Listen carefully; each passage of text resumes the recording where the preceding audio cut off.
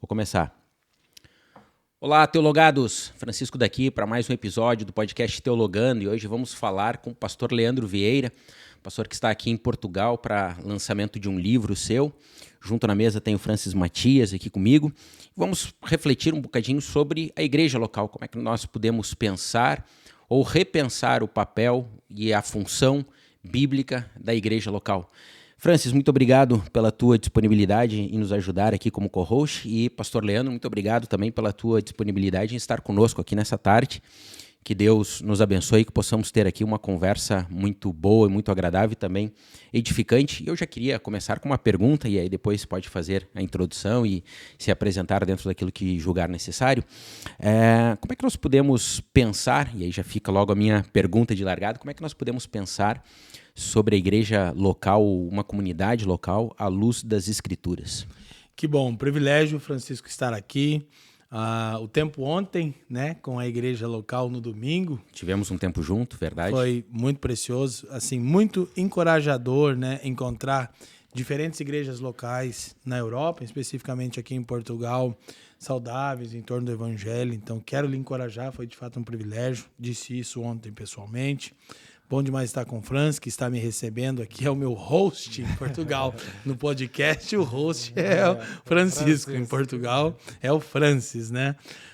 Então tem sido um tempo muito especial partilhar e perceber como o Senhor tem edificado a igreja aqui na nação em Portugal. Bom, eu acho que essa pergunta é bem abrangente e falávamos agora nos bastidores sobre repensarmos a igreja local, dentre os vários desafios que estão postos para nós. E eu tenho a impressão, Francisco e Francis, que de alguns poucos anos para cá, parece que o tema do valor da igreja tem retornado para a discussão, o que particularmente é muito inspirador. John Stott vai dizer num pequeno livreto dele intitulado O que Cristo Pensa da Igreja, que é uma análise exegética introdutória sobre a mensagem de Cristo a cada igreja da Ásia. John Stott diz que a igreja ela está no centro do eterno propósito de Deus. Ela não é um acidente histórico e tampouco algo que foi pensado posterior. Stott está ecoando o que Paulo vai dizer em Efésios capítulo 3, quando ele constrói a perícope afirmando que ele recebeu a revelação do que ele chama de mistério, que é a relação mística entre Cristo e a igreja. E no versículo 10 do capítulo 3, Paulo diz: agora, por intermédio da igreja, a multiforme sabedoria de Deus será conhecida dos principados e potestades nos lugares celestiais. Então, eu amo muito Efésios 3:10, porque ele demonstra que o principal instrumento de Deus para a glória do seu nome e para trazer a ele uma grande hostes de homens, mulheres, jovens, crianças e anciões de todas as tribos, línguas, povos e nações é a igreja. Então, repensar a igreja à luz das Escrituras e também dialogando com a tradição cristã, eu, na minha opinião, como alguém que serve como presbítero na igreja em Curitiba, no Brasil, a família dos que creem, mas também como alguém que eu me auto-intitulo um obreiro apostólico, com A minúsculo, naturalmente, né? Piadas à parte, apóstolo bom é apóstolo morto, são os do Novo Testamento, mas eu estou, né, debaixo de envio para cooperar na plantação de novas igrejas e revitalização de outras comunidades. Então, esse tema, para mim, é caríssimo. E ele está atrelado ao solo Escritura. Eu creio que todos nós sabemos que precisamos desesperadamente nos voltarmos para aquilo que a Reforma Protestante trabalhou. Ontem eu disse, achei maravilhoso aquele quadro progressivo e cronológico que tem na Igreja Esperança, lá em Braga, né? Aqui em Braga, da história da Igreja resumida até a Reforma Protestante. Eu disse que vou roubar a ideia, estou dizendo aqui em público, eu vou roubar a ideia, vou dar a fonte. Fonte, Igreja em Braga. Muito bom. Mas assim, então dialogarmos com a rica história da igreja, nos seus equívocos e nos seus acertos, e naturalmente, amparados pela Escritura, repensarmos a igreja no seu aspecto local. Eu tenho dito que, por muitos anos, eu idealizei a igreja local. E, de maneira resumida, por ter tido uma experiência extremamente fatídica no início da conversão, por ter ouvido o evangelho numa igreja neopentecostal, e talvez a gente pode discutir o que é um pouquinho de neopentecostalismo, não num tom de ofensa, mas sim de instrução. Eu, quando deixei aquela realidade logo nos primeiros anos de conversão, estamos falando aqui de 20 anos atrás, eu me desiludi, me desapontei com a igreja, né? Fui tomado da síndrome de Lutero, embora Lutero não tenha tido essa síndrome, mas eu posso dizer assim, tipo assim, a igreja está perdida, está tudo acabado. Nem Lutero pensou isso, mas exato. eu pensei. E aí, então, comecei uma busca sincera e uma investigação resoluta por encontrar a igreja verdadeira. Primeiro eu fui para as Escrituras. Então, eu tinha aquilo que hoje eu chamo, Francisco, de primitivismo eclesiológico. Eu, como muitos, defendia aquela ideia. A igreja tem que voltar a ser como era em Atos. Aquela visão romantizada. E aí eu me dei o trabalho, há 20 anos atrás, de um estudo exegético de Atos. E aí foi desapontamento em cima de desapontamento. Minha esperança com a igreja local era frustrante. E a minha leitura pormenorizada da vida da igreja nos primeiros anos em Atos foi mais frustrante ainda. Eu me dei conta que no capítulo 5, Deus estava trazendo o juízo, matando um casal que estava, de alguma maneira, pecando contra a natureza da adoração pública, né? Ananias e Safira, a gente conhece o texto. E logo no capítulo 6, você está lidando com problemas de xenofobia. As viúvas deixadas pelos judeus helenistas eram desprezadas no alimento diário, mas é porque eram viúvas de judeus de fala grega. Então você diz, poxa, na igreja pastoreada por Pedro e Tiago e João, você tinha pessoas mentindo deliberadamente ao Espírito Santo, você tinha racismo, você tinha xenofobia. Eu disse, meu Deus! E aí eu conto que no auge da minha arrogância, eu fazia um tipo de oração mais ou menos que aconselhando Jesus, assim, né? Dizendo, Senhor, olha, eu sei, o Senhor se entregou, o Senhor deu sua vida, isso foi maravilhoso. Mas assim, ó, não tá funcionando.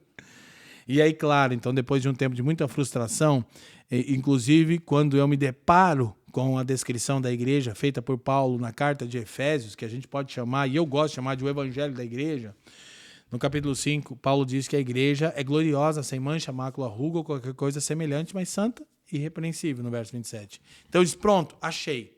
É essa a igreja. E aí eu considerei que aquilo era uma igreja local, Francisco. E entrei numa empreitada de encontrar a igreja de Efésios 5. Também foi frustrante. Até que, ao longo dos anos, por meio de um processo de santificação teológica, de olhar para as Escrituras, de olhar para a história da igreja, eu descobri que a igreja descrita em Efésios 5 como gloriosa é a igreja universal e invisível. Ela não é nenhuma igreja local propriamente falando. Então, eu criei uma definição que tem me ajudado e tem sido útil para muitos pastores que nós temos o privilégio de servir de igrejas locais. Eu digo, a igreja invisível, universal e gloriosa é a igreja que se manifesta em igrejas visíveis, locais e problemáticas. E isso é a própria história das Escrituras, que não esconde essas demandas do povo de Deus. Então, nesses 20 anos, eu tenho me esmeirado por experimentar a vida da igreja, por repensar natureza, vida e vocação à luz das Escrituras, à luz da história da igreja, à luz da nossa experiência como igreja, que é só de 20 e poucos anos, mas de equilibrar as expectativas. Então eu penso que há muita coisa sendo dita pela igreja, a respeito da igreja, por vezes, que são apenas coisas fruto de quem não tem uma visão clara e de quem não está se entregando ao dia a dia da igreja. Eu tive a oportunidade de falar no Conselho de Pastores em Porto, alguns dias atrás, e eu chamei a atenção dos nossos companheiros dizendo, pastores, vocês não foram levantados por Deus para serem acusadores da igreja, mas intercessores dela. E me parece que por vezes nós, pastores, estamos toda hora acusando a igreja. Parece que encontro de pastores é tipo um AA, onde eles ficam reclamando. Porque o povo daquela igreja que eu pastorei, é isso, é aquilo. Eu digo, gente, o papel de acusar a igreja perante Deus é do Satanás, irmão. Não é o papel de pastores. Então, Isso não quer dizer que nós não vamos lidar com os conflitos e com as demandas, como a própria Escritura, de maneira visceral, mostra o chão da fábrica, mas há sempre a perspectiva com a qual Cristo vê a igreja. E Paulo, no texto de Efésios 5, começa dizendo que Cristo amou a igreja. E eu tenho dito, ele não só amou o que a igreja será, ele amou o que ela é. E nós conseguimos amar o que ela será. A igreja gloriosa de Efésios 5, sem mancha, mácula, ruga, coisas semelhantes, santa e irrepreensível, todos amamos. Difícil é amar o que ela é agora. Então a igreja invisível, universal e gloriosa manifesta-se em igrejas visíveis, locais e problemáticas. Isto dito, eu acredito que a gente tem que se debruçar nas Escrituras, ter o árduo trabalho de aprender com elas e com as muitas tradições. Por exemplo, um dos pontos de tensão para mim é quando, nos primeiros anos da igreja, descritos em Atos, a recomendação é normativa e quando ela é descritiva. Só aí, meu irmão, tua cabeça já frita. Quando o Atos está só descrevendo eventos relacionados à vida da igreja e quando ele está prescrevendo, dizendo que tem que ser assim. Né? Eu uso, para não deixar isso aberto e devolver para vocês contribuições, eu costumo usar uma métrica. A métrica é, se repete ao longo do Novo Testamento, então provavelmente o que Atos está fazendo é prescrevendo. Não se repete, então provavelmente, com o devido cuidado no trabalho exegético, é descrição. Coisas que não se adequam a nós, que não dialogam com nós e que ficaram na história. Então, acho que a gente precisa voltar para as Escrituras, para a tradição da igreja e para esse tipo de conversa de gente que está se entregando pela igreja, Francisco. Eu dizia para o Francisco, meu irmão, eu não dou voz. Ah, você conhece o pregador tal, o cara é incrível, eu costumo brincar, né? Eu digo, gente, todo mundo lê livro. Uns leram antes do que os outros. É só isso, eu não fico impressionado, não. Depois que você começa a ter um ritmo de leitura melhor, você fala, eu sei quem você leu. Graças a Deus, Deus tem nos dado homens ao longo da história para nos enriquecer teologicamente. Eu acho que Deus dá bons insights para cada um de nós, mas não tem nada novo, não. É o bom e velho evangelho, retornarmos e pensarmos as Escrituras, retornarmos e olharmos para a história da igreja. E eu acho que isso aqui, promover ambientes de debate, de diálogo, de gente que ama a igreja e que não esconde os problemas que ela tem. Então, eu acho que por aí, mais ou menos. Pastor Leandro, tem uma questão, eu sempre faço essa questão e é a minha sina, né? Vamos dizer assim, com as pessoas, os pastores, líderes que vêm abrir igrejas em Portugal ou na Europa, né? Que é, eu vou fazer a minha pergunta e depois vou montar um quadro diante dessa pergunta, que é como que o evangelho ele dialoga com a cultura, porque às vezes nós temos aquele preconceito de muitos pastores que retaliam pessoas que venham de outros contextos ou de outros países, porque não conhece nada daqui, ou não sabe o que está acontecendo de fato aqui. Mas tem o outro extremo também, que é as pessoas vêm e abrem igreja sem nem sequer saber o que se passa na cultura, como é que, por exemplo, nós estamos em Portugal, como é que os portugueses dialogam, conversam, como eles são atraídos para ouvir, etc. Nós vemos muitos contextos dentro da Bíblia de que Paulo, mesmo ele, às vezes não tanto dentro do contexto da igreja local, alguém instruía ele para uma orientação muito prática e muito... E essa é a minha pergunta, como... Vamos dizer, você já está aqui há alguns dias, já ministrou em algumas igrejas, o seu livro endossa, no meu ponto de vista, mais Europa do que Brasil, né? Serve mais para a Europa. Exatamente. Talvez é por isso que não está vendendo bem no Brasil. E como é que nós podemos quebrar esse tipo de mentalidade? Primeiro, de receber com mais afinco as pessoas que estão vindo e vão nos agregar aqui na Europa, e ao mesmo tempo não vir com sede ao pote de vamos abrir igreja ponto final e não quero saber o que se passa lá e que se expor. Eu sei que o evangelho ele não tem que se adaptar à cultura, mas há um processo, né? Nós vemos Paulo fazendo isso muitas vezes. Qual é o seu ponto? Que bom. Eu não sou expert nesse assunto e talvez em quase nenhum, embora eu me esmere nas escrituras, e seja um tema que eu gosto, exegese cultural, e você sabe disso. Então, já que você disse, eu escrevi um livro, me permita, Francisco, o Evangelho Completo, Introdução ao Conteúdo, Abrangência e Atemporalidade da Mensagem, que é um material a partir de uma perspectiva e necessidade que eu percebi na igreja brasileira, mas que eu creio que, infelizmente, talvez diga respeito ao contexto da igreja quase que como um todo. De entender o evangelho como a narrativa controladora das escrituras, nada novo para todos aqueles que já estudam. Entender que a gente precisa ler todas as escrituras dentro da grande metanarrativa criação, que é a da redenção e consumação. Eu vou organizar o evangelho aqui em capítulos, né? E vou falar dos desafios de vivermos o evangelho na pós-modernidade, que é bem esse tempo. Então eu cito vários autores, são praticamente 80 outras na bibliografia, são 80 outros autores. E sempre que eu penso nisso, eu lembro do que Tim Keller diz no Igreja Centrada, né? Que inclusive, fica a dica, né?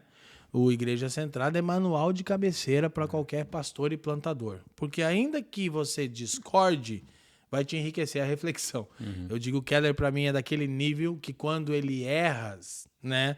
Eu particularmente não lembro de ter encontrado nenhum erro grave teológico, mas se ele errar ou se você discordar, ele ainda vai ser melhor do que você. Eu digo, meu Deus do céu. O Keller, agora que ele morreu, virou o padroeiro dos pastores. Em vez que eu oro, São Keller, nos ajude. E o Keller, na Igreja Centrada, falando sobre isso, ele diz algo maravilhoso. Assim, eu não vou me recordar exatamente como ele coloca, mas basicamente ele diz que o evangelho é uma ponte entre culturas. E nós precisamos entender que uma ponte, ela serve para que haja, melhor dizendo, mão dupla, ir e vir. E quando a gente vai entrar na questão do evangelho em outra cultura, nós precisamos ter essa humildade de entender que há uma via que nos leva até a cultura com uma mensagem e há coisas e ídolos naquela cultura que devem ser confrontados pelo evangelho e que são talvez ídolos universais, globalizados, para usar um termo agora atual, mas que aquela cultura que absorveu o evangelho muito provavelmente absorveu melhor aspectos do evangelho que a cultura da qual eu estou vindo como missionário não absorveu. Então, se eu não entender que o evangelho é ponte entre culturas para uma estrada de via e mão dupla, eu vou estar pecando contra a natureza da obra universal de Deus. Eu acho interessante que quando você olha a descrição do trono de Deus em Apocalipse, capítulo 21, João diz que haviam ao redor do trono de Deus homens de todas as tribos, línguas e nações. Como João percebeu que eles eram diferentes em nacionalidade e cultura?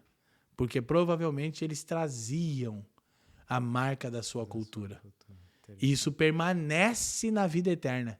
Então, de alguma maneira que eu não vou ficar filosofando em cima do que as escrituras não explicam, mas elas dizem isso.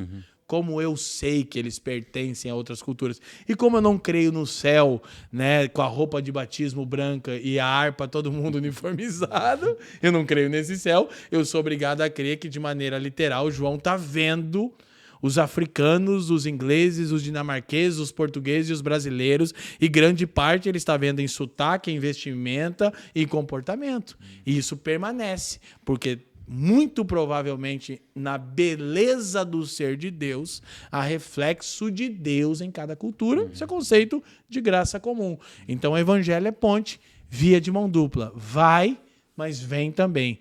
Acho que se a gente começar respeitando esse princípio, Francis, já nos livramos da arrogância, da vaidade e ganhamos o coração dos irmãos. Porque é muito fácil como... Embora nós somos gratos por tudo aquilo que a igreja norte-americana e europeia fez na América do Sul, também a gente tem essa sensação que por vezes vem um cara com sotaque e o brasileiro já... Eu digo, porque ele tem sotaque? Só porque ele tem sotaque? O brasileiro, gente, ele tem um negócio com o americano, vocês sabem disso, né? O cara chega lá e o cara fala the books on the table. O avivamento vem, todo mundo cai, treme e vê a glória. A gente tá 10 dias estudando um sermão para pregar, a igreja dorme. Meu Deus. O camarada vai falar a mesma coisa. Uau, que incrível. Você assina do pastor local, né? Eu fui lá, preguei em Braga, os caras, que incrível. O Francisco tá assim, cara, tô falando isso faz a mesma coisa. Então, evangelho é ponte. Eu acho que por aí começa, mas eu também quero ouvi-los, porque vocês são plantadores em uma nação estrangeira, então vocês têm... Pois. Eu acho que tem, Francis, uma questão que, dentro dessa tua pergunta, que está muito relacionada com um pouco da fala introdutória dele, que o pastor Leandro falou assim, a igreja está ganhando de novo uma centralidade no discurso. Se ela está ganhando, quer dizer que ela perdeu. Porque se continuasse a centralidade, ela não precisava ganhar, ela não precisava ser Você concorda comigo? Claro, ela não precisava ser revista, ou a centralidade da igreja não precisava da revisão pela qual passa agora. Se está passando é porque perdeu. Perdeu por quê? E esse é um ponto que a gente tem que tentar analisar. E eu diria, ela perdeu primeiro porque foi perdido a conexão da perspectiva do que é a igreja à luz das escrituras. Sim. Então a igreja se tornou uma instituição, uma organização local, em detrimento daquilo que a Bíblia fala sobre ela, ou aponta para ela. E isso é um problema grave, porque aí nós começamos a ter igrejas governadas por homens, geridas por homens, que não têm as escrituras como fundamento da gestão, da organização e da prática da igreja.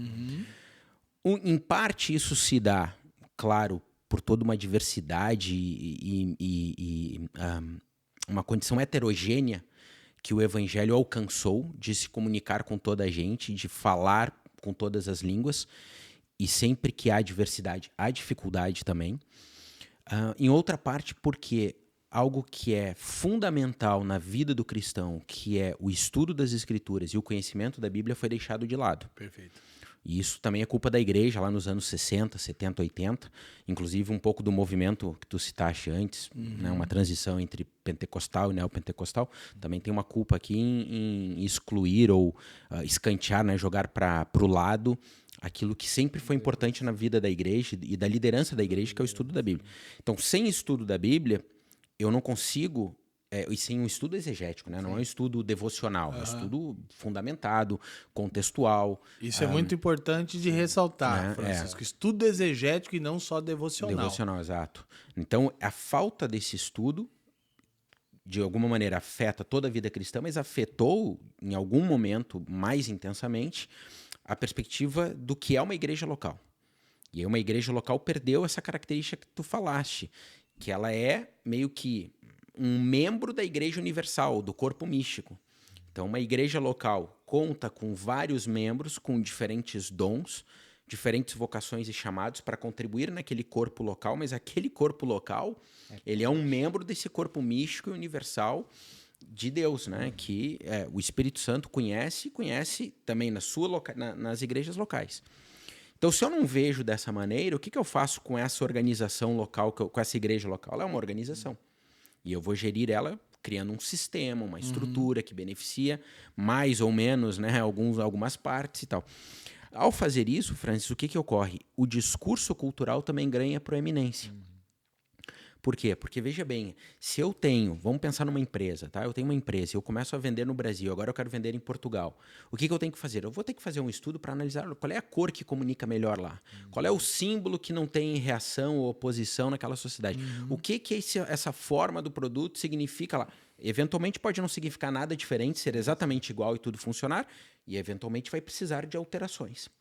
E o que ocorre aqui? Começa-se a fazer esse tipo de análise. Se eu transportar essa igreja, essa organização para lá, dá certo? A questão não é se dá certo. A questão é, essa mensagem toca os corações? Como é mensagem cristã, como a mensagem do evangelho, ela é acultural, quer dizer, ela não tem uma cultura, ela não é de uma cultura. Ela é supracultural, ela não tem a cultura, está acima de todas as culturas, e ela é intercultural, fala para todas as culturas. Perfeito. Essa é a mensagem do evangelho. O que eu tenho que fazer? Pegar essa mensagem na sua simplicidade. Tem uma pregação que está viralizando muito do Jonas Madureira, né? Que simplicidade não é ignorância. Maravilhoso. Espetacular. E aí eu quero preciso falar isso, né? Na simplicidade não é ignorância. A simplicidade do evangelho é com muita erudição, muito conhecimento, muita instrução, muita base exegética, pregar o evangelho com simplicidade. Então, com um enraizamento extremamente profundo, denso, pesado, que está lá embaixo, mas que na sua externalidade fala com simplicidade. Por que eu faço isso? Para levar aquela comunidade para a qual eu prego, aquela população, nação, ao evangelho, ao arrependimento. Agora, se eu quero transportar a minha denominação, a minha igreja, fazer dar certo, o que eu vou fazer? Eu vou bater em quem não... Né? Vou criar essa rixa, essa falta de capacidade de dialogar. Porque o diálogo, e aí vem muito um pouco de um campo da missiologia, né? A obra missionária, eu sempre digo, ela é a segunda tomada da cruz. Porque eu tomo a cruz quando eu me disponho a seguir a Cristo. Agora, quando eu vou para o campo missionário, eu tenho que tomar de novo essa cruz, eu tenho que me lembrar, porque eu não posso fazer valer no campo missionário a minha cultura. Eu não posso impor no campo missionário a minha perspectiva de evangelho, até porque a minha perspectiva está marcada pela minha cultura. Então, eu não estou lá pregando a minha cultura, eu estou lá pregando o evangelho. Aí, o que eu preciso? Preciso ter erudição, preciso ter base exegética para dizer, olha, isso aqui é minha cultura, eu tenho que afastar, eu tenho que ter a capacidade crítica de dizer, isso aqui é o evangelho. E é esse evangelho que eu tenho que pregar.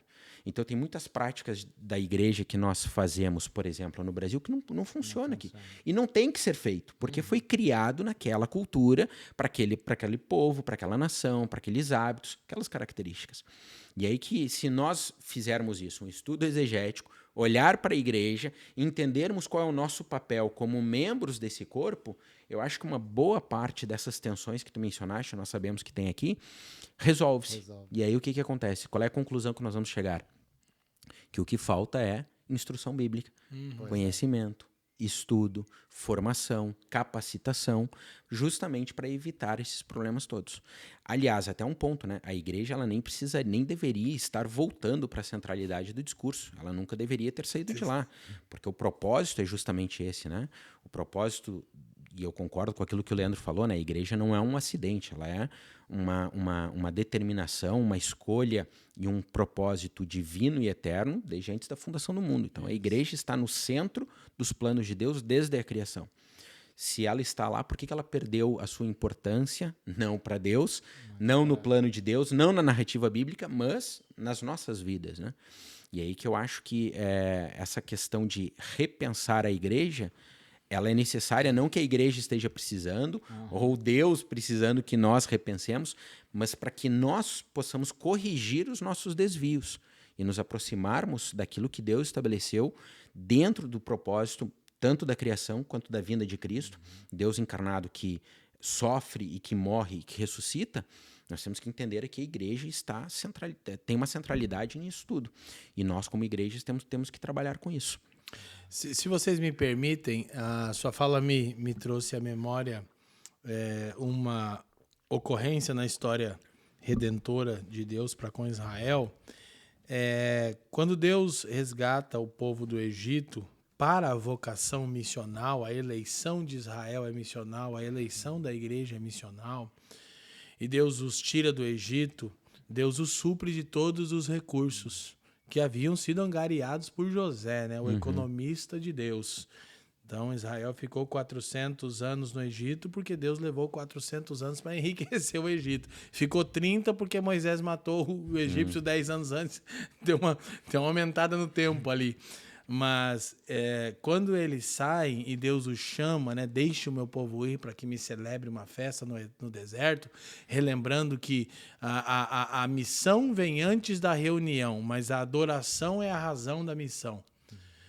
Então, John Piper é que vai dizer no Alegre-se os Povos, uma das frases mais famosas do John Piper, eu acho, é que a missão existe por causa da adoração. Ela não é o fim em si mesmo.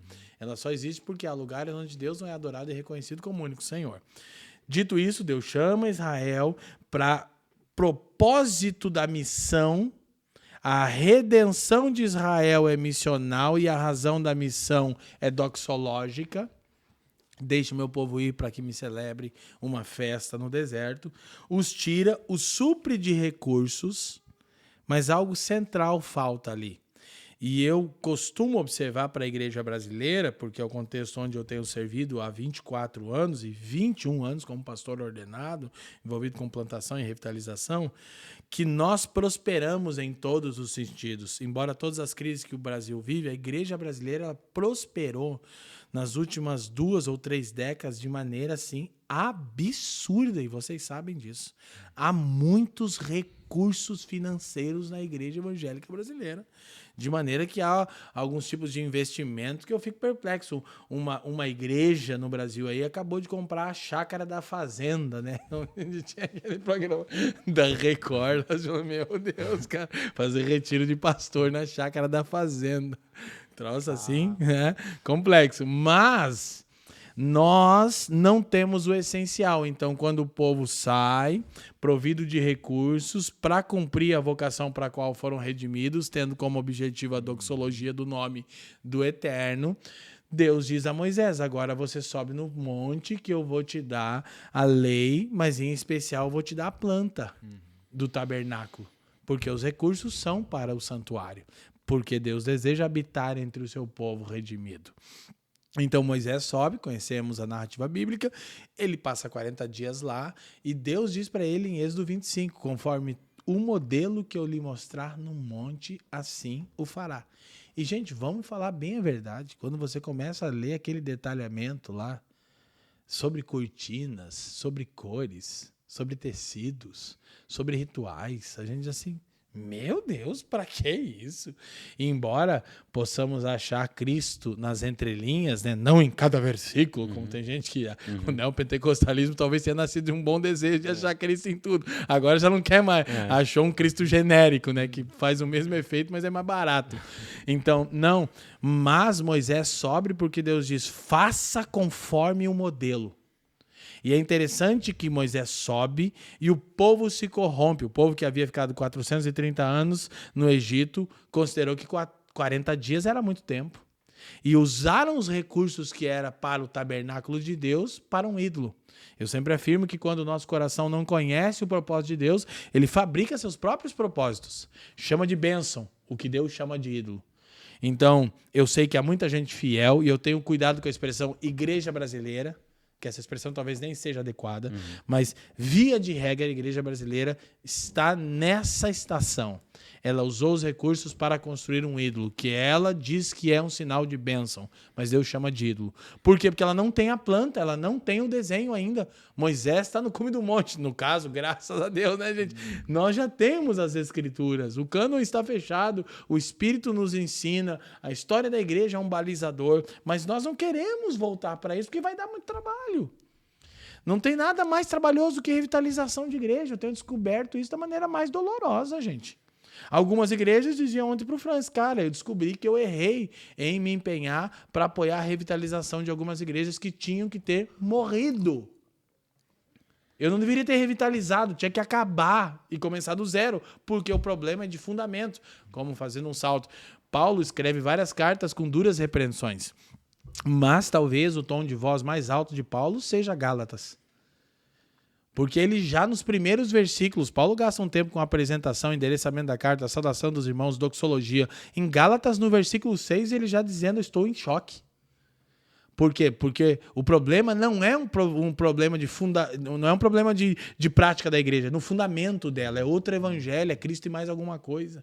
Então, a gente vive um tempo parecido. E aí, o povo usa os recursos para construir um ídolo que chama de bênção, mas Deus denuncia que é ídolo, ok? Então, Moisés, ao descer, e depois reúne e retoma a construção do tabernáculo, mas lá em cima Moisés faz uma oração. Rogo-te que me mostres a tua glória. E Deus, é como se Deus tivesse dito nas entrelinhas para Moisés, construa o tabernáculo. Porque a glória de Deus está sobre a igreja, nos modelos de Deus. E é interessante que quando Moisés termina o tabernáculo, o último registro de Êxodo, capítulo 40, diz assim, ó, então concluiu Moisés o tabernáculo e a glória de Deus desceu. Então, assim, nós só vamos experimentar a ação bendita e gloriosa de Deus na igreja quando a igreja for construída de acordo com os padrões de Deus. Então, nós temos recursos, mas nós estamos usando esses recursos para construir ídolos para nós mesmos. Porque a gente não tem dificuldade de investir milhares de reais em adquirir bens inúteis para a vida da igreja.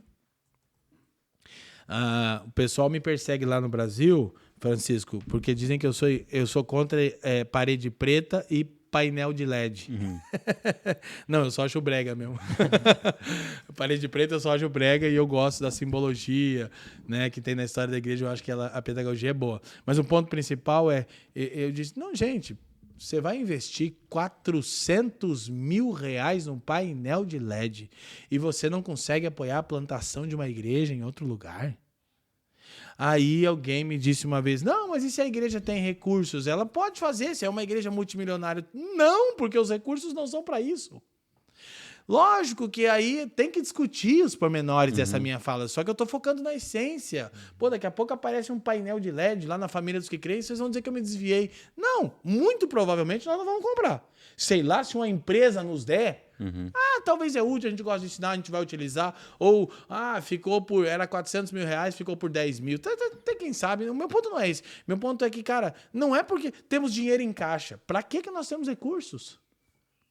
Os recursos não são para os nossos ídolos. Os recursos são para o avanço da missão de Deus. Claro que com isso eu não estou advogando uma mentalidade miserável e franciscana. Mas nós somos a prova. Nós mudamos agora de espaço pelo crescimento da igreja, graças a Deus. E a gente está lá num espaço bonito. O Francis foi lá, né? Todo mundo vê de fora. E não tem nada, Fábio. É que a gente deixou tudo branquinho. A gente fez uns arcozinhos assim no drywall, te botou um LEDzinho ali. Cara, é lindo, é transcendente, é gostoso. Não tem nada. Não tem nada. Assim, a gente gastou custo mínimo. E ainda dialoga, é contemporâneo. O irmão abastado está confortável. O irmão que tem condição social abaixo não é ofendido pela estrutura, pelo luxo dela. E Cristo é glorificado e a igreja avança. Então, é possível, mas o ponto disso não é que a gente está mais focado em arquitetura do que em evangelho. É porque o evangelho muda a nossa visão de mundo, muda a nossa missão, inclusive como a gente usa recursos. Então, a igreja brasileira é próspera, só que ela não tem o desenho, ela não tem a planta, porque ela não quer passar essa experiência de estar diante de Deus, conferindo a lei de Deus por longos e longos períodos, né? Até porque essa experiência, ela é uma experiência sacrificial também, né? Perfeito. Ela não é... Tu disseste que ela é trabalhosa, de fato, eu acho que ela é, mas eu acho que ela é, para além de trabalhosa, ela é uma experiência renunciadora. Então, tem que ter o trabalho de conferir, de verificar, de estudar, para saber o que fazer e também entender as dinâmicas culturais e locais, etc. Isso tudo é muito trabalhoso. Mas, para além disso, para conseguir fazer isso, eu tenho que me despojar de muito interesse, muito sonho e desejo pessoal. E essa renúncia, ela é sempre desafiadora. Né? A série do evangelho é essa. Quem quer vir após mim, negue-se a si mesmo. Perfeito. Aquele que quiser ganhar a sua vida, perderá. Então, não tem nenhum discurso de ganho, de enriquecimento e de bem-estar. Muito pelo contrário, é sempre, né, um alerta para ameaça, para o perigo, para a escassez que você vai viver por viver o verdadeiro evangelho. Isso parece que é um absurdo, né? Mas lá está. Por que acontece? É uma igreja que eu vejo, e eu concordo com a tua perspectiva, que enriqueceu-se materialmente e começou a olhar para essa materialidade como sinônimo de bênção e favor de Deus. Enquanto que, na verdade, me parece que seria a provisão de Deus para prover para outro. Então, Deus entrega para um, fala... Quem é que está com dificuldade aqui na Europa? A gente tem imensa dificuldade. Né? A gente tem dois desafios aqui que são desesperadores, né? Obreiros qualificados, não gente querendo fazer, obreiros qualificados e recursos para fazer alguma coisa. Então, a gente tem muito sonho, muito desejo, céu e terra, né? Quantos sonhos a gente já teve e não conseguiu avançar por conta de falta de recursos. Então, e não é só aqui, no mundo todo, em muitos lugares. Então, se Deus está provendo lá, olha, eu vou prover para outro. E, entretanto, não é isso que ocorre. Deus proveu, agora vamos, né, criar uma estrutura esteticamente agradável, bonita e etc. Eu acho que concordo, acho que isso é um problema. Para eu não fazer isso, eu tenho que ter o trabalho de olhar para o que eu tenho que fazer, estudar, e tenho que ter o anseio de querer negar a mim mesmo. Né? Dizer, olha, eu gostaria disso, mas tem alguém lá que precisa muito mais. Tem uma comunidade, tem uma igreja. Né? Então, enfim, eu acho que essa desproporcionalidade... ela se dá muito pelo aquilo que a gente falou no início. A igreja perdeu o centro. Né? A igreja bíblica, a igreja com a perspectiva bíblica, como um membro, a igreja local, como um membro do corpo de Cristo. Até porque eu vou entender, se eu sou parte desse corpo místico, por que eu estou investindo tanto na minha estrutura material? O corpo místico não é isso aqui. O corpo místico está espalhado pregando o evangelho com simplicidade. Isso é interessante porque eu até tenho tido conversas com o pastor Leandro, né? E pronto, eu acredito que toda essa visão que está nos passando a respeito da igreja como estrutura e como... muitas vezes é algo que parte do presbitério para com a igreja. É uma comunicação, é uma mensagem. E o próprio membro que está recebendo isso está falando, cara, eles estão transmitindo uma mensagem não só no púlpito, mas na vida da estrutura da igreja. Isso. Ou seja, a minha vida tem que ser nesse padrão, né? Perfeito. Eu não tenho que... E eu já tive N debates aqui com membros de igreja que falam, cara, vocês estão pregando muito só sobre reino, e a nossa vida aqui, o que nós temos que ganhar e etc. Muito por causa disso, porque às vezes a própria liderança está comunicando uma mensagem nas entrelinhas que faz com que o membro... E nós sabemos que o contexto Europa é secularizado. E como tu pregaste, tem pingado. E às vezes até às vezes, eu nem diria que em alguns lugares já não é nem pingo. É abrir a torneira e água. Porque é isso. As pessoas... Elas estão, eu até costumo falar aqui com o pessoal que anda mais com a gente, que às vezes eu falo assim, cara, a vida do cristão membro, muitas vezes hoje, é tipo, eu tenho minha vida e depois vou ver onde que Jesus se encaixa em algum lugar aqui. Então, como é que eu consigo colocar Jesus no espaço da minha vida? Exatamente, se tiver um espaço aqui, né? E esse contexto é interessante. Essa talvez é a minha pergunta, professor Leandro, dentro desse contexto secularizado, o que tu enxerga nessa comunicação com o membro, né? Muitas vezes a liderança está tendo essa visão, está tentando comunicar, está se esmerando nisso. Não falo em contexto de igrejas que estão a buscar outras coisas, que não são igrejas, mas falo no contexto de igrejas saudáveis, mas a membresia ainda está... E nós falamos porque é o nosso contexto, mas a membresia ainda está muito... Porque a mensagem que ela recebe, né? Às vezes nós temos... É claro que nós falamos desde o início aqui, busca a Bíblia, estude a Bíblia de forma, né? Mas nós sabemos que não é isso a naturalidade, né? As pessoas hoje em dia às vezes é só um guarda-roupa com uma Bíblia ali. Como é que essa mensagem ou como é que a vida da igreja ela compactua com a interiorização? É claro que nós sabemos que é obra do Espírito, mas há uma parte nossa, talvez, para que o membro entenda, ok, não é sobre o que eu tenho que buscar, ou o que eu vou alcançar, ou o que vai me satisfazer, mas é sobre como Deus está fazendo minhas ferramentas, os recursos que eu estou ganhando, a posição que talvez Ele me coloque, porque Deus chama, né? Pessoas para ser jogadores famosos, estar na política. Essa posição para ser um meio, um fim para o propósito eterno dele. É interessante que nós falamos e graças a Deus a gente retorna para a mesma solução. O Evangelho. É o chamado que Cristo faz, que implica no negue-se a si mesmo e tome a sua cruz. Então, por exemplo, ontem, né, na igreja lá em Lessa, no domingo, eu fiz um resumo da exposição da série que nós estamos fazendo, desculpa, em Curitiba, Vanitas Vanitatum, o sentido da vida debaixo do sol, que é a exposição de Eclesiastes. E aí eu fiz um resumo da exposição dos 2 primeiros capítulos, mostrando como, né, a visão de mundo teísta, o evangelho, confronta os nossos ídolos. E nós temos a percepção que ninguém escapa. Ninguém. Inclusive, eu disse pregando, eu não estou imune a nada disso, meus irmãos. Por favor, por vezes me peguem correndo nos pecados que denuncio a vocês, que são aqueles pecados sutis. Salomão procurou encontrar o sentido da vida no conhecimento, na sabedoria, no prazer, no trabalho, para se dar conta que o sentido da vida não está na vida. Ele não é apenas abaixo do sol. É acima do sol. E isso também não é um tipo de alienação dualista. Não é ressignificar a existência no aqui e agora. Então, a grande questão é que nós precisamos pregar o evangelho como pessoas vocacionadas e nós também precisamos encarná-lo na nossa vida para que haja exemplo de o que é o evangelho encarnado. Poxa, isso é encarnar essa verdade do evangelho? É assim que se comporta, por exemplo... Gostei da fala do Francisco, porque sempre quando você toca em alguns temas mais tensos, vai ter sempre alguém para relativizar a questão e dizer, não, vocês estavam num papo tão legal de cultura, daí o cara vem para painel de LED, é que aqui no meu país ou na minha cidade, querido, há algumas verdades do evangelho que são universais, como modéstia.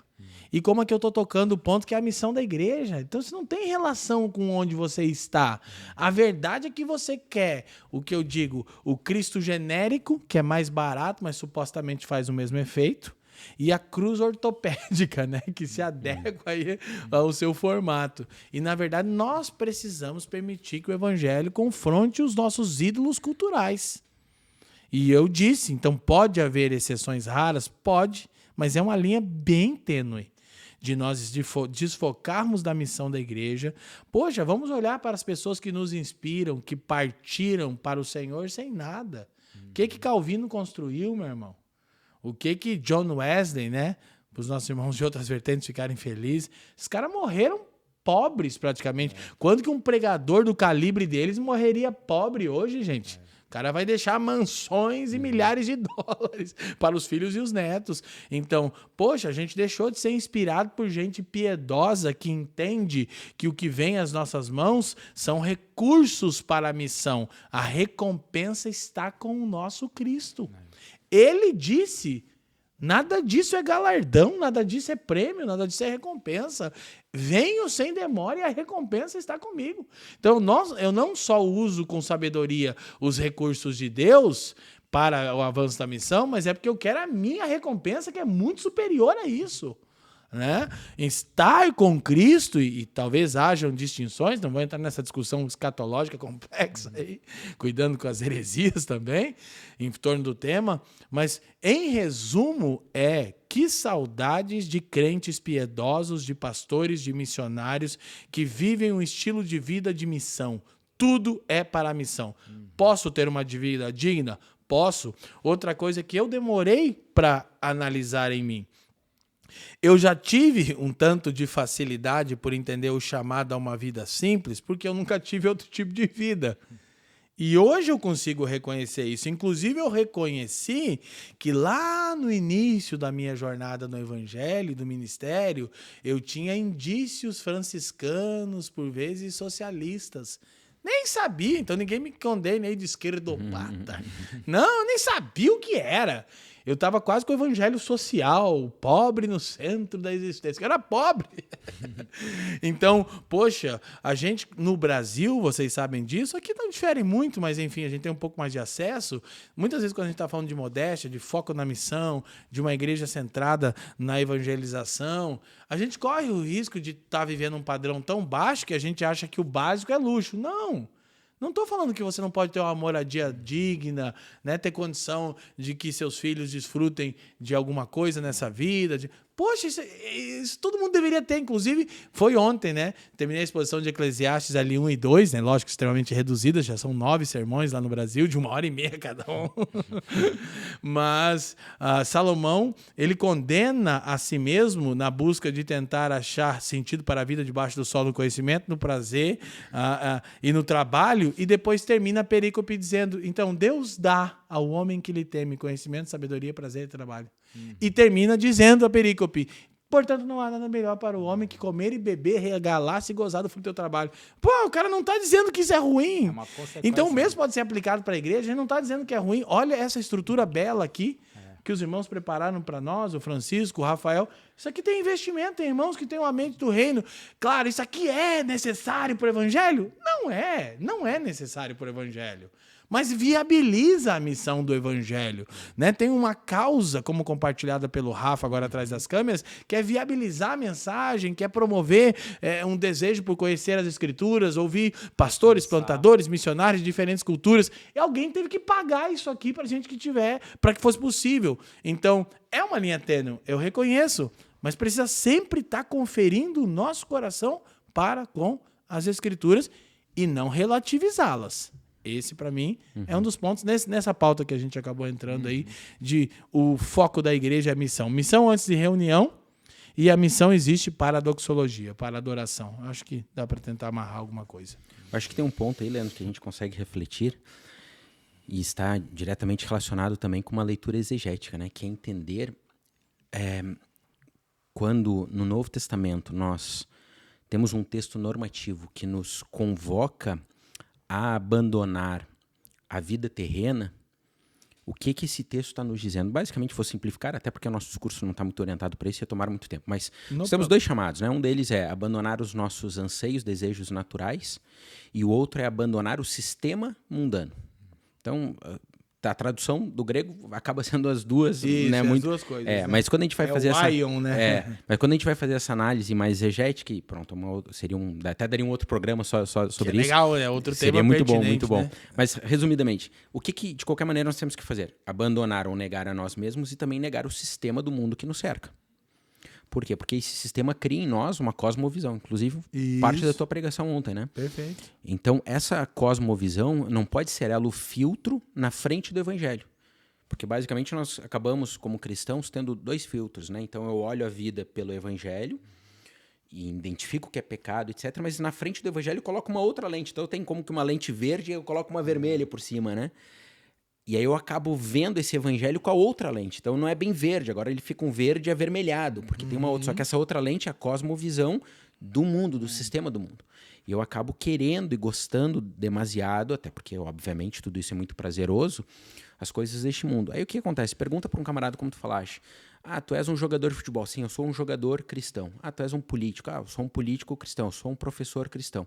Enquanto que, na verdade, a lógica é eu sou um cristão que é político. Exatamente. Eu sou um cristão que é... Então, o que eu sou primeiro? Discípulo de Cristo. Perfeito. Como discípulo, o que eu faço? Eu tenho que ter a primeira lente, a lente do evangelho. Ela é o filtro para tudo. E eu me desligo do sistema. Então, como professor, o meu deleite não está em ser professor, o salário do professor, o cargo do professor.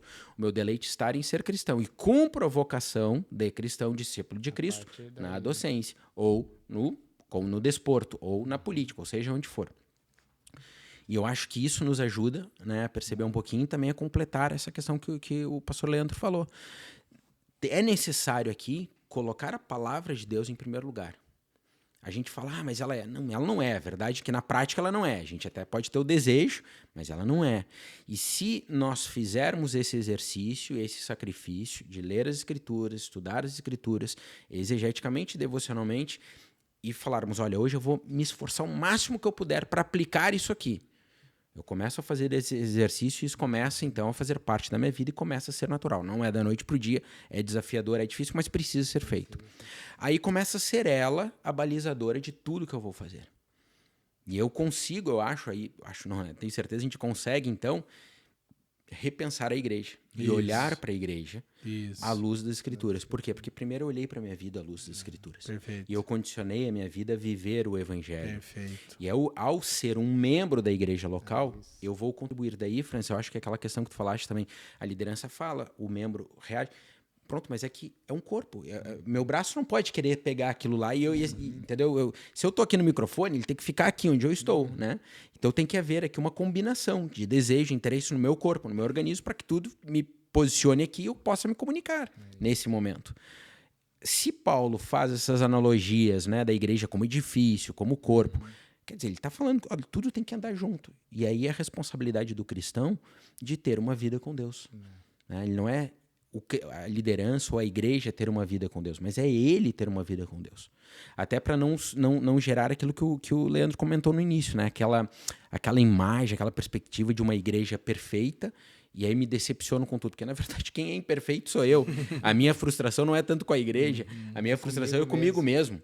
E eu quero que aquela igreja, ou aquele corpo, supra as minhas debilidades, enquanto que na verdade elas só são supridas em Cristo. E eu, suprindo elas em Cristo, consigo conviver, apesar dos defeitos e problemas, que é o que ele falou que a igreja local terá, eu consigo conviver com aquilo. Por quê? Porque eu estou olhando através da lente de Cristo. Como é que Cristo está olhando para a igreja? Está vendo os nossos pecados todos, está vendo as nossas falhas, o nosso egoísmo, a nossa ganância, ele está vendo tudo isso. E está trabalhando na igreja. Se eu vou olhar com os olhos dele, eu vou ver isso tudo, também vou ver em mim e vou dizer, não posso nem julgar, porque eu tenho tudo isso e muito mais. É o pior dos pecadores, como Paulo fala. Então, como é que eu vou conseguir estabelecer essa relação? Através de Cristo Jesus, através do sangue do Cordeiro que me lava e que se estende a misericórdia a eles também. E aí a gente consegue trabalhar junto numa mesma perspectiva. Por quê? Porque a gente tem um fundamento, é as Escrituras. Só que elas precisam ser vividas. Então eu acho que as coisas aqui, como o Leandro falou, a gente sempre vai voltar no mesmo ponto.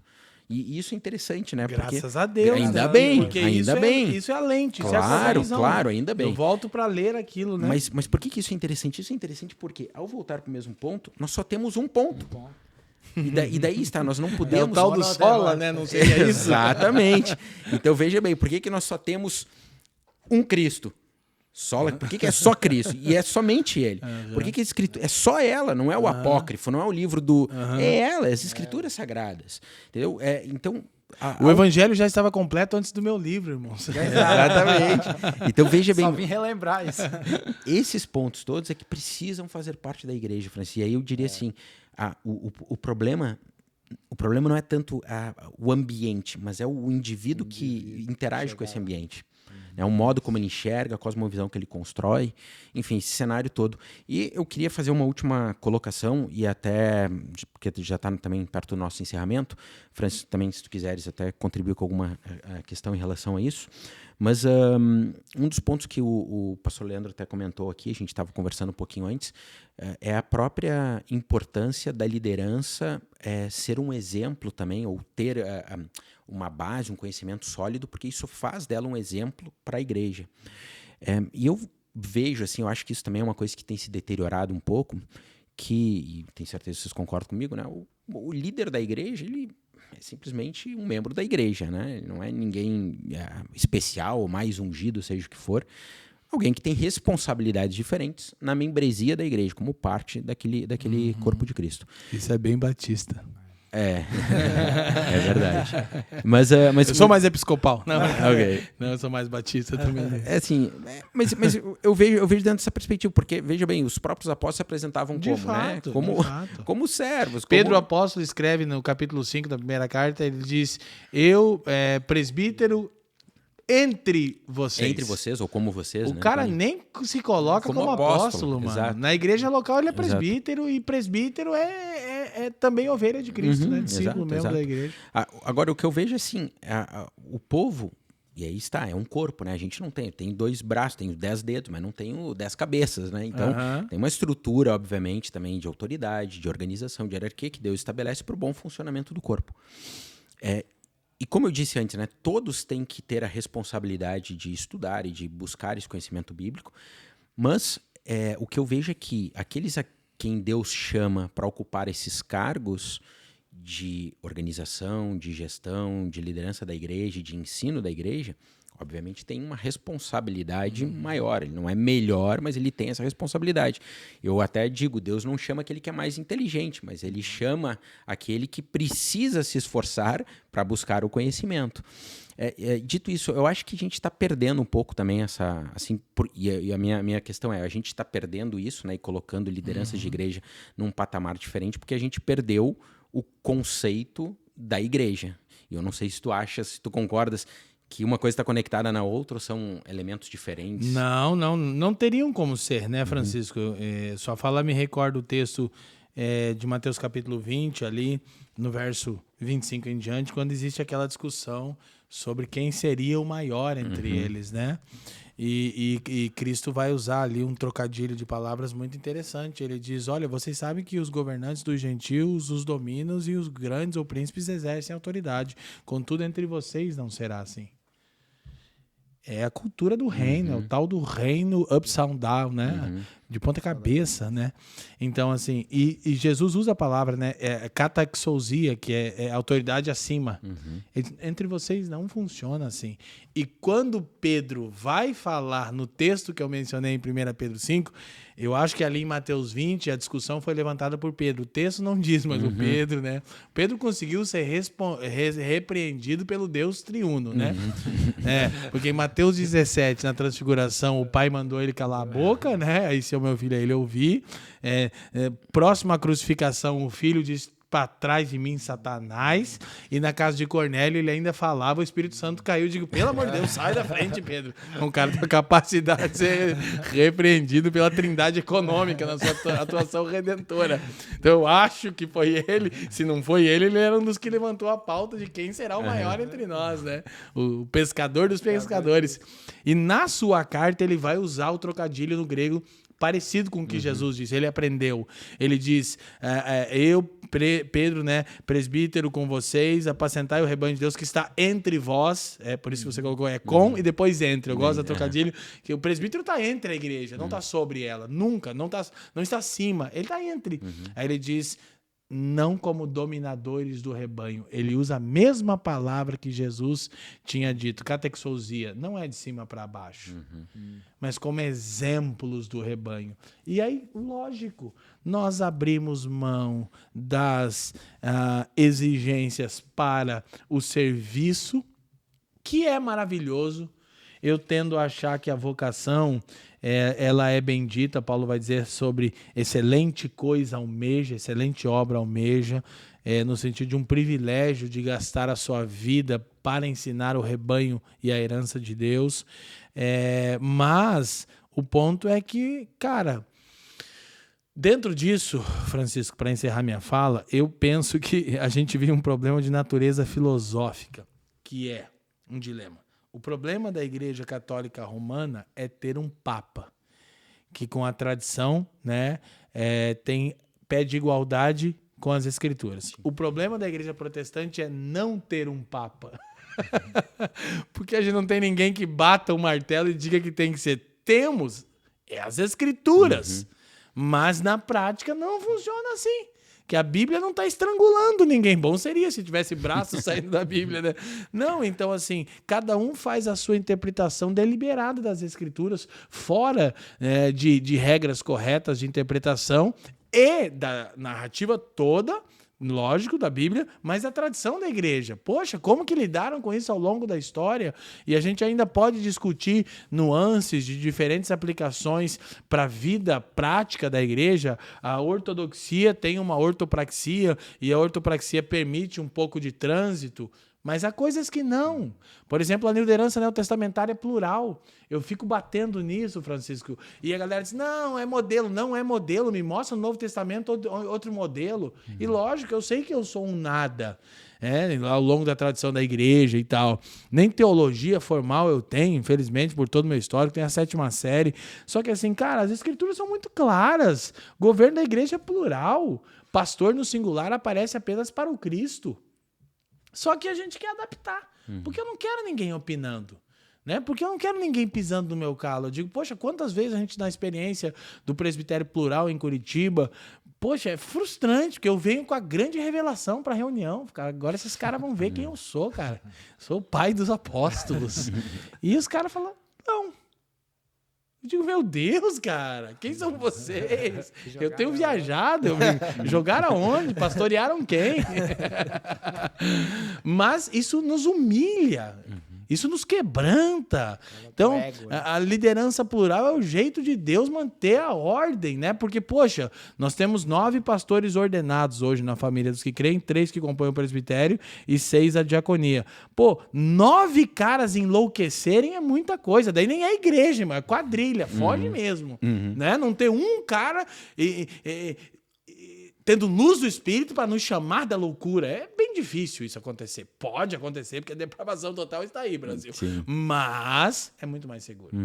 E aí, transparência, né? Modelos, como eu mencionei aqui, um modelo batista congregacional, que eu acho que... Eu não sou um batista, mas eu acho que dialoga mais com as escrituras, embora a gente é um misto aí, um congregacionalismo misto, de um modelo presbiteriano e batista, só que a gente não inventou esse modelo. A gente olha e fala, cara, acho que tem 2 pontos bem claros nas escrituras, se dialogarem bem, talvez, para a nossa eclesiologia, para o nosso contexto, faz. Esse dia eu ouvi, me mandaram um curso de um líder lá, de uma church no Brasil. Church no Brasil é outra coisa, né? Que eu tava na Inglaterra, eu fui contar essa piada e ninguém entendeu, porque lá é church, claro. Eu digo, como é que eu explico isso, né? É só o brasileiro que vai criando. É o dialeto, né, que a gente tem, né? Mas vocês entendem, né? E, cara, aí o cara oferecendo o curso de liderança deles, Francisco e Francis, só para encerrar. E ele diz assim, é um modelo de liderança da nossa igreja, e é um cara que paga de reformado no Brasil. Paga de calvinista. Nunca antes na história. Meu Deus, eu já quase que fiz assim, não quero nem ouvir, cara. Que Deus me livre. Cadê a madeira pra eu bater nela? Nunca na história de 2000 anos rica do evangelicalismo alguém Nunca pensou... ninguém viu, ninguém pensou. Meu Deus, cara, que berração que é essa. E uau, foguinho. Então, de certa forma, né, Paulo diz que os homens não suportariam a sã doutrina, que nosso papo girou em torno só da Escritura, ajuntariam para si mestres segundo suas próprias concupiscências. Então, eles não são vítimas. Charles Haddon Spurgeon disse, né, o falso mestre é o juiz de Deus para o falso crente. Então, o resumo é só da Escritura. Voltarmos para as Escrituras para repensarmos a igreja local em todos os seus desafios, na exegese cultural. A Escritura é suficiente para isso. E a gente tem amplo material escrito a partir das Escrituras, que fica dentro dos parâmetros delas, para crescermos. E é uma coisa importante. Por quê? Por que eu amei a fala do Jonas? Primeiro que o Jonas é maravilhoso. Segundo, que eu confesso o meu pecado. Eu compartilhei pensando em um monte de irmãos que reclamam dos meus sermões difíceis. Falei, toma essa, o São Jonas. Aquele compartilhado, quando você dá o like, chega... Assiste, irmão. E aí você vai ver ali se o irmão viu. Se ele viu. Se o irmão não viu, você envia para ele. Né? Eu tô na série de Eclesiastes, então eu me lambuzo, né? Eu cito o Foucault, o Nietzsche, o Sartre, e confronto com a Escritura. E as pessoas não querem pensar. Só que eu aplico de maneira simples, porque eu tenho a 7ª série, cara. Eu era um ex-drogado. Se eu consigo entender pelo luz do Espírito, pelo empenho, por que você não quer pensar? Então o resultado de tudo isso, que não é advogar a causa do eruditismo e nem é racionalismo, mas foi abandonar a reflexão pormenorizada, exegética das Escrituras, também devocional para aplicação, mas foi abandonar uma leitura dentro da história com boa exegese que está produzindo essa loucura que nós estamos vendo. Então, sim, temos muito trabalho. Eu disse ontem aos irmãos que, assim, aos pastores de Porto, que uma das exigências do presbítero é se esmeirar nas Escrituras. Eu tenho tido crises de enxaqueca, irmãos. Nunca tive isso. E eu vou ter que talvez usar óculos. E eu não sabia por quê. E aí até que um seminarista meu falou, pastor, você já fez um exame? Porque ele está no seminário, estava no Invisible College, terminou do Pedro Dutti, maravilhoso, e está fazendo outras graduações, filosofia, ser ou não ser, essa é a questão. E ele falou, cara, comecei a ver isso. E aí eu comecei a me dar conta, talvez é isso, estou com a vista cansada de tantas horas que eu passo lendo. E é o que se espera, mano, de um presbítero. E assim, tem dia que você fala, cara, meu Deus do céu, é muito difícil entender isso. Senhor, me ajuda. E você não tá confiando. E aí você tem que mastigar tudo, bater no liquidificador para entregar. E os irmãos ainda dizem que é difícil. Aí você diz, não consigo. Então as pessoas meio que querem permanecer na ignorância. Então, para repensarmos a igreja local, voltemos às Escrituras. Muito bom. Obrigado, comprei o livro. Muito bem. Passando aí no seu visual. Boa. Pessoal, obrigado aí, Francis. Francis já esteve aqui conosco já, sendo entrevistado. Tem um dos programas aqui, muito bom, inclusive, falando de sua trajetória, quando veio a Portugal e muitos dilemas pelo qual passou, né, no futebol. Obrigado, pastor Leandro, porque eu sei que está com a agenda apertada aí, por ter estado esse tempo aqui conosco.